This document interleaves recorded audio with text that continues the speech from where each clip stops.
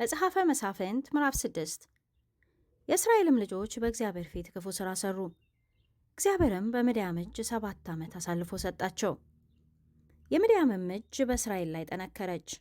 ከምድያምም የተነሳ የእስራኤል ልጆች በተራራ ላይ ጉድጓድና ዋሻ ምሽግም አበጁ። እስራኤልም ዘር በዘሩ ጊዜ በምድያማውያን አማሌቃውያንም በምስራቅም የሚኖሩ ሰዎች ይመጡባቸው ነበር፣ በእነርሱም ላይ ይሰፍሩ ነበር። እስከ ጋዛም ድረስ የምድሩን ቡቃያ ያጠፉ ነበር። ምግብንም ለእስራኤል አይተውላቸውም ነበር። በግ ወይም በሬ ወይም አህያ ቢሆን አይተዉም። እንስሶቻቸውንና ድንኳኖቻቸውን ይዘው በብዛት እንዳንበጣ ሆነው ይመጡ ነበር። ለእነርሱና ለግመሎቻቸውም ቁጥር አልነበራቸውም። ምድሪቱንም ያጠፉ ዘንድ ይመጡ ነበር። ከምድያምም የተነሳ እስራኤል እጅግ ተጠቁ። የእስራኤልም ልጆች ወደ እግዚአብሔር ጮኹ። እንዲህም ሆነ፣ የእስራኤል ልጆች በምድያም ምክንያት ወደ እግዚአብሔር ቢጮኹ ጊዜ እግዚአብሔር ወደ እስራኤል ልጆች ነቢይ ላከ። እርሱም አለ፣ የእስራኤል አምላክ እግዚአብሔር እንዲህ ይላል፣ እኔ ከግብፅ ምድር አወጣኋችሁ፣ ከባርነትም ቤት አስለቀቅኳችሁ፣ ከግብፃውያንም እጅ ከሚጋፏችሁም ሁሉ እጅ አዳንኋችሁ፣ ከፊታችሁም አሳደድኳቸው፣ አገራቸውንም ሰጠኋችሁ።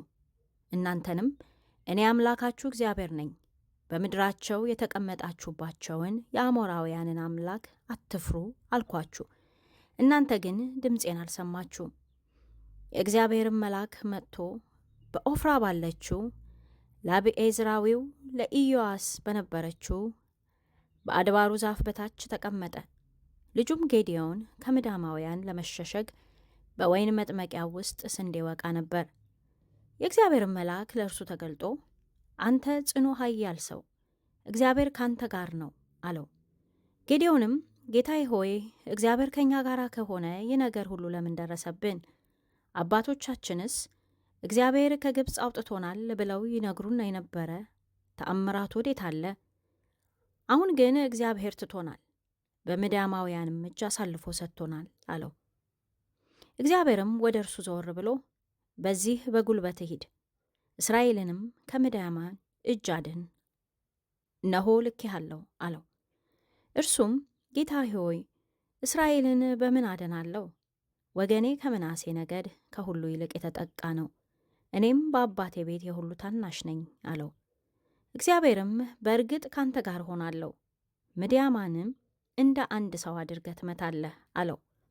እርሱም በአንተ ዘንድ ሞገስ ካገኘው የምትናገረኝም አንተ እንደሆንክ ምልክት አሳየኝ፣ ወደ አንተም እስክመለስ ድረስ ቁርባኔንም አምጥቼ እስካቀርብልህ ድረስ እባክህ ከዚህ አትላወስ አለው።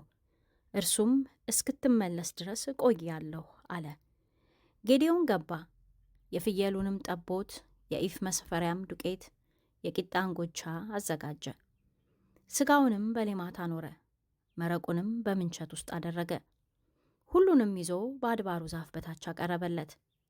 የእግዚአብሔርን መልአክ ሥጋውንና የቂጣውን እንጎቻ ወስደህ በዚህ ድንጋይ ላይ አኑር፣ መረቁንም አፍስስ አለው።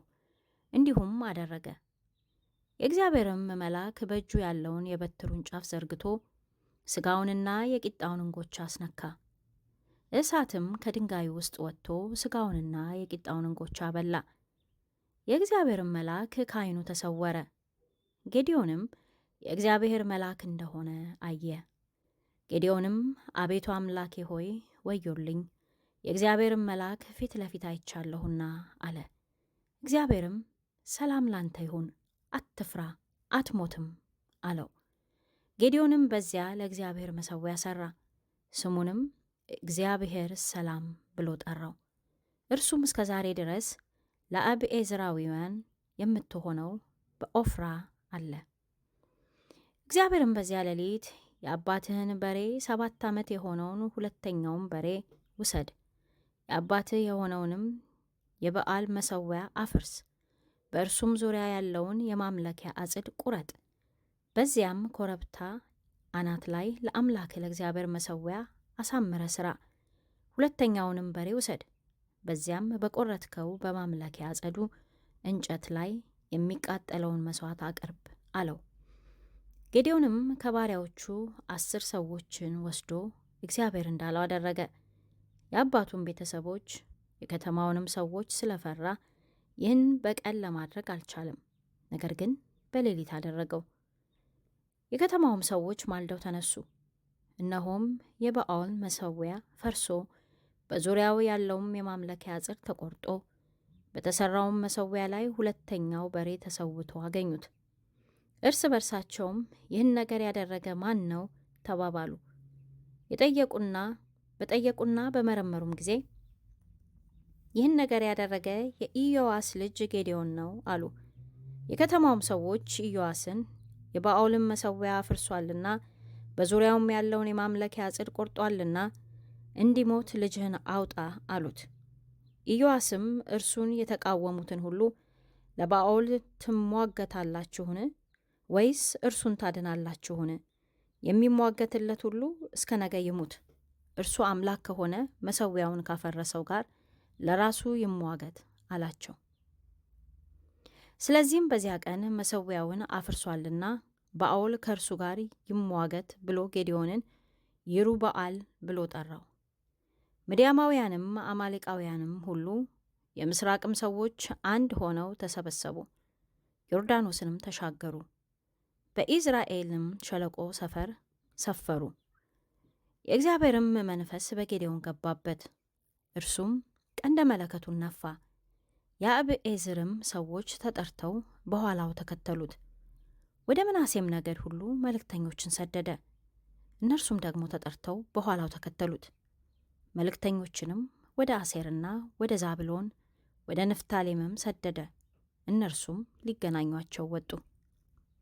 ጌዴዎንም እግዚአብሔርን እንደ ተናገርህ የእስራኤል ልጆች በእኔ እጅ ታድን እንደሆነ እነሆ በአውድማው ላይ የተባዘተ የበግ ጠጉር አኖራለሁ። በጠጉሩ ብቻ ላይ ጠል ቢሆን በምድሩም ሁሉ ደረቅ ቢሆን እንደ ተናገርክ የእስራኤልን ልጆች በእኔ እጅ እንድታድናቸው አውቃለሁ አለ። እንዲሁም ሆነ። በነጋውም ማልዶ ተነሳ፣ ጠጉሩንም ጨመቀው። ከጠጉሩም የተጨመቀው ጠል ቆሬ ሙሉ ውሃ ሆነ።